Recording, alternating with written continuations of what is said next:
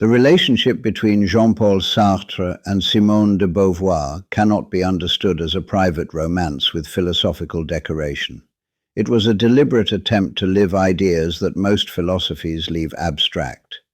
Freedom, commitment, responsibility, and reciprocity were not only written about, they were tested repeatedly over a lifetime.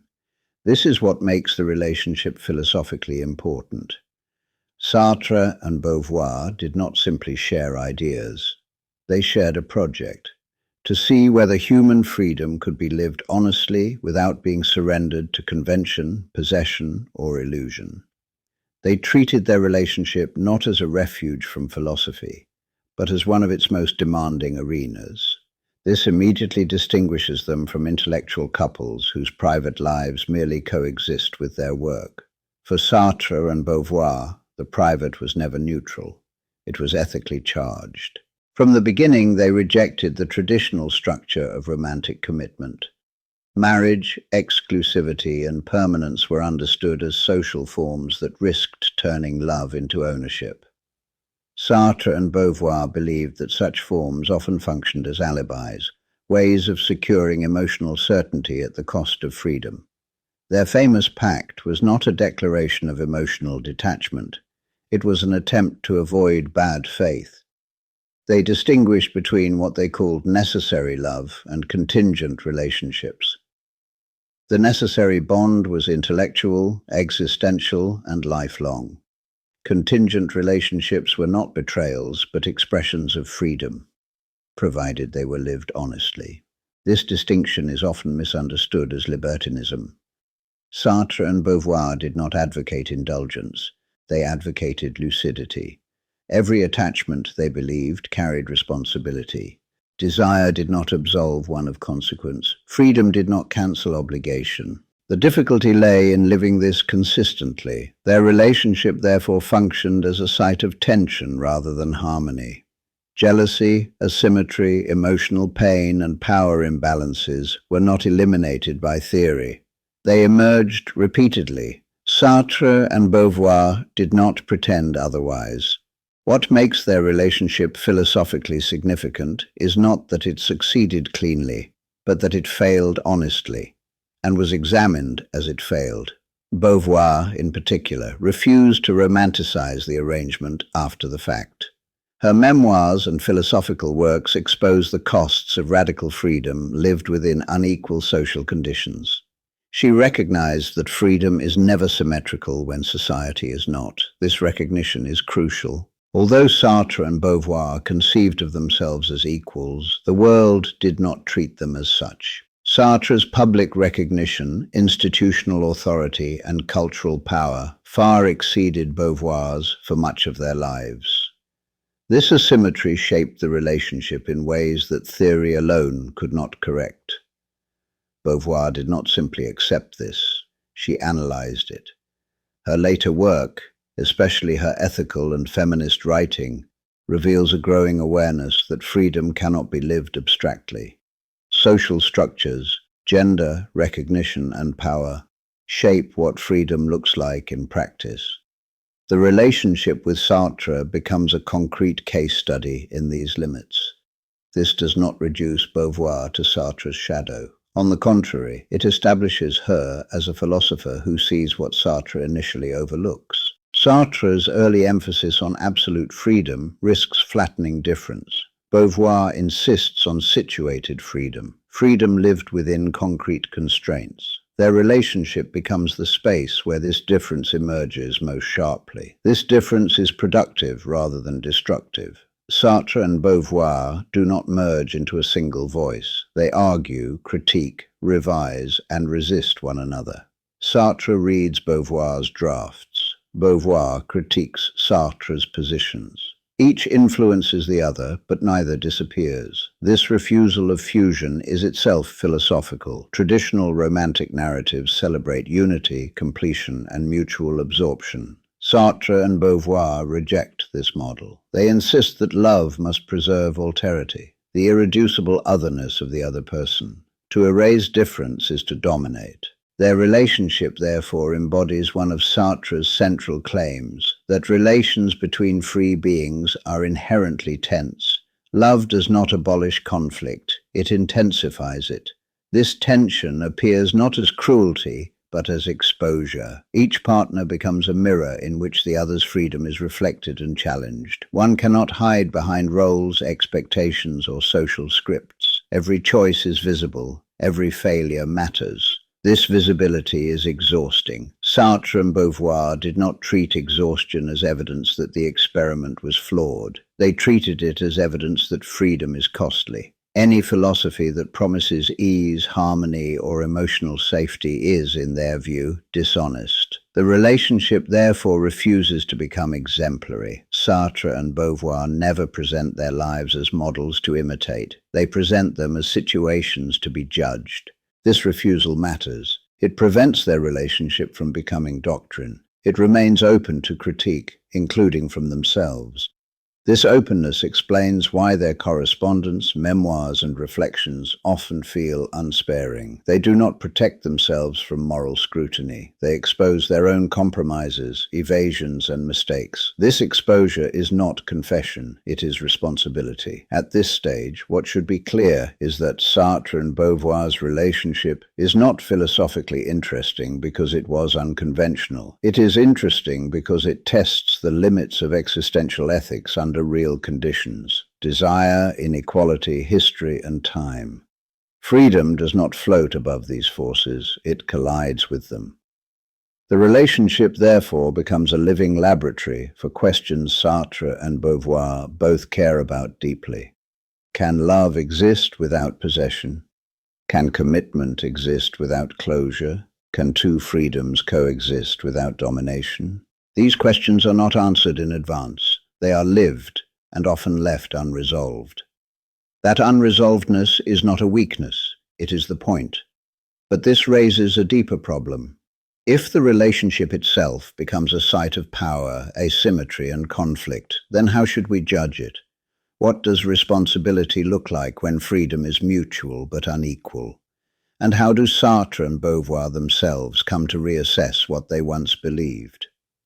If the relationship between Jean-Paul Sartre and Simone de Beauvoir is a lived experiment in freedom, then it must also be judged by the standards of that experiment. Sartre insists that freedom does not excuse harm. Beauvoir insists that freedom is always situated. Together, these claims force a difficult question. What happens when freedom is mutual but unequal? This question cannot be avoided by appealing to intention. Sartre and Beauvoir intended reciprocity, they intended honesty, they intended equality, but Sartre's own philosophy denies that intention settles responsibility. What matters is how freedom is exercised in concrete situations, and how power operates within them. Over time, Beauvoir becomes increasingly attentive to this gap. Although Sartre and Beauvoir saw themselves as partners, the world did not recognize them equally. Sartre's public authority, institutional prestige, and cultural centrality far exceeded Beauvoir's for decades. His voice carried more weight. His errors were forgiven more readily. His freedom was amplified by recognition. Beauvoir's freedom was constrained not by Sartre's philosophy, but by the social conditions surrounding it. This is the decisive shift Beauvoir introduces into existential thought. Freedom is real, but it is never abstract. It is shaped by gender, by access, by credibility, and by power. To live freedom ethically requires acknowledging these asymmetries, not pretending they can be neutralized by agreement alone. The relationship becomes the place where this insight is forced into clarity. Beauvoir's later reflections do not repudiate the experiment, they deepen it. She recognizes that radical freedom, when lived within unequal conditions, risks reproducing domination even when domination is not intended. Honesty alone is not sufficient. Transparency does not eliminate power. This recognition marks a philosophical advance. Sartre's early ethics focuses on bad faith as self-deception. Beauvoir extends the analysis to structural bad faith. Situations where individuals may be sincere, yet still participate in systems that privilege one freedom over another.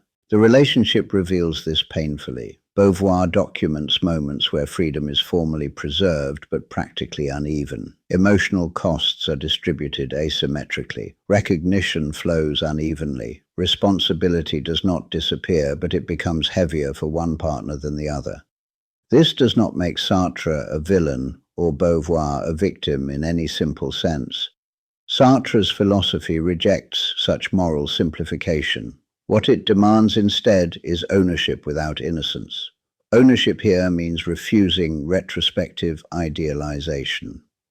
Neither Sartre nor Beauvoir sanitizes their past. They do not present their relationship as a model to be imitated. They expose it as a site of tension, compromise, and unresolved contradiction. This refusal of romantic myth is itself an ethical act. They do not claim success, they claim seriousness. This seriousness is visible in how both reassess their earlier beliefs. Sartre becomes more attentive to historical and material constraint. Beauvoir becomes more explicit about power, gender, and inequality. Their philosophies diverge, but not antagonistically. They correct one another. This mutual correction matters more than agreement. It shows that intellectual partnership does not require fusion. It requires resistance, the willingness to challenge, revise, and unsettle one another's positions. In this sense, their relationship enacts Sartre's claim that freedom thrives not in harmony, but in tension. Love does not dissolve conflict. It relocates it. Sartre's notion that relations between freedoms are structurally conflictual finds its most intimate testing here. Beauvoir does not reject this claim. She shows that conflict intensifies when freedom is lived within unequal social conditions. Responsibility then becomes ongoing rather than settled. Neither partner can claim final moral authority over the relationship. Each must remain answerable to the other, to themselves, and to history's reassessment. Sartre's insistence that responsibility survives action becomes personal. What matters is not whether the experiment can be judged as right or wrong, but whether it is examined without evasion. In this sense, the relationship succeeds philosophically even where it fails personally. It refuses innocence, it refuses closure, it remains open to critique. This openness is its ethical legacy. Too often, Sartre and Beauvoir are treated as a single intellectual unit, or worse, as a story of influence flowing in one direction. This flattening misses the point. Their relationship is not interesting because Beauvoir supported Sartre, nor because Sartre inspired Beauvoir. It is interesting because two autonomous philosophers refused to subordinate one voice to the other, even when the world did so unevenly. Beauvoir's later work makes clear that equality is not guaranteed by intention or affection. It must be struggled for within structures that resist it. Sartre's insistence on responsibility provides the ethical demand. Beauvoir's insistence on situation provides the corrective. Together, they expose a central truth of existential ethics. Freedom without attention to power becomes abstraction. Power without attention to freedom becomes domination. Their relationship lives inside this tension. This is why it cannot be reduced to romance, scandal, or lifestyle choice. It is a philosophical case study, unfinished, uncomfortable, and resistant to moral verdict. And that resistance is deliberate. Sartre and Beauvoir do not ask to be admired. They ask to be judged by the same standards they apply to everyone else. They offer no defense other than exposure.